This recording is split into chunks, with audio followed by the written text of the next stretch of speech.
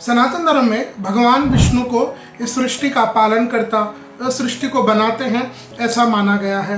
तो प्रत्येक सनातनी का कर्तव्य है कि हमारे जो पिता है, जैसे भगवान विष्णु ही तो हमारे पिता हुए, हम उन्हीं की संतान है, उनसे फिर ब्रह्मा जी आदि की हो करके। तो प्रत्येक सनातनी का यह कर्तव्य है कि वह अपने पिता भगवान विष्णु को हमेशा प्रसन्न रखे। अपने पिता विष्णु के प्रसन्नार्थ के लिए व्यक्ति को समय समय पर दान पुण्य है, व्रत है, तीज त्योहार है, इनको मनाना चाहिए, व्रत आदि करना चाहिए। व्रत आदि करने से हमारा शरीर स्वस्थ रहता है और हमारे जो अच्छे कर्म है उनका भी उदय होता है। इन्हीं अच्छे व्रतों में एक तिथि आती है जो भगवान श्री हरि विष्णु की सबसे प्रिय, भगवान श्री कृष्ण की सबसे प्रिय तिथि है, उनमें एकादशी तिथि आती है।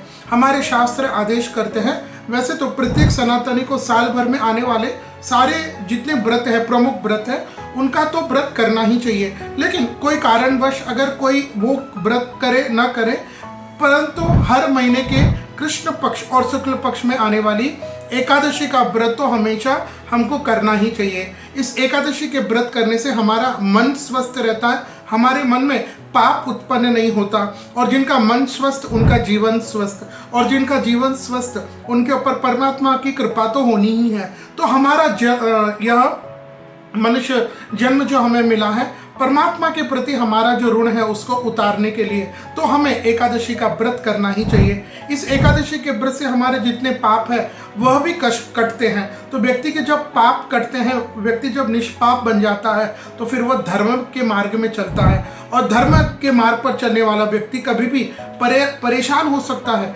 पराजित नहीं हो सकता। तो आजकल जो वर्तमान में लोगों को दुख है संसारिक है, ये सब कार्य, उसका एक प्रमुख कारण यही है कि व्यक्ति धर्म से दूर हुआ है, व्रतों से, तीज त्योहारों को मनाने से दूर हुआ है।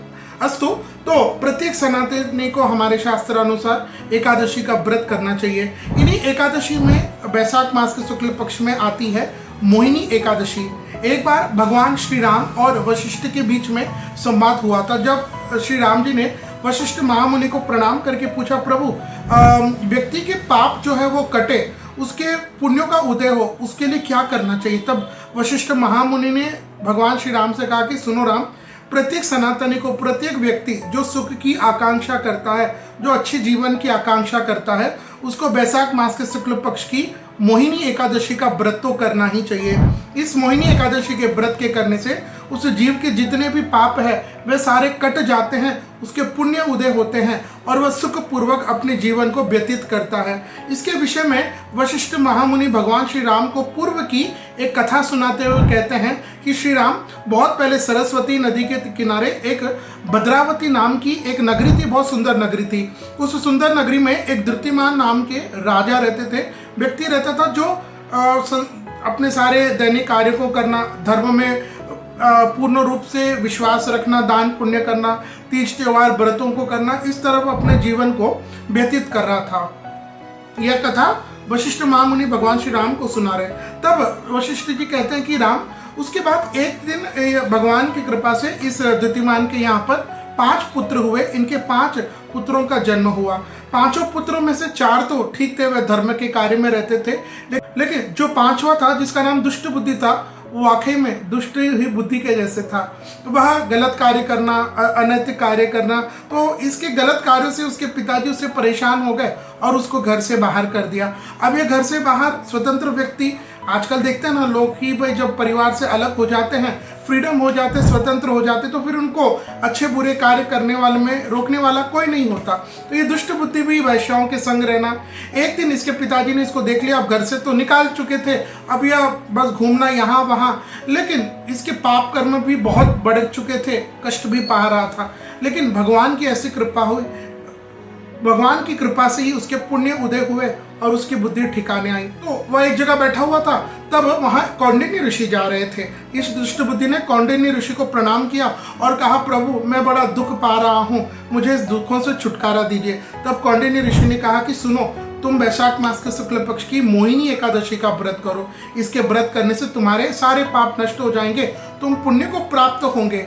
इस दुष्ट बुद्धि ने वैसा ही किया, प्रतीक्षा की, और जब वैशाख मास से शुक्ल पक्ष की या मोहिनी एकादशी आई तब उस एकादशी को किया, भगवान का नाम स्मरण किया, जिससे इसके सारे पाप कट गए और ये अंत में बचा कुचा जीवन भगवान के धर्म के ही रास्ते पर चलने लगा। तो आइए जानते हैं ऐसे परम पावन यह मोहिनी एकादशी का व्रत साल 2025 में कब रहेगा। तो सबसे पहले यह समझते हैं एकादशी तिथि प्रारंभ कब होगी और समाप्त कब होगी।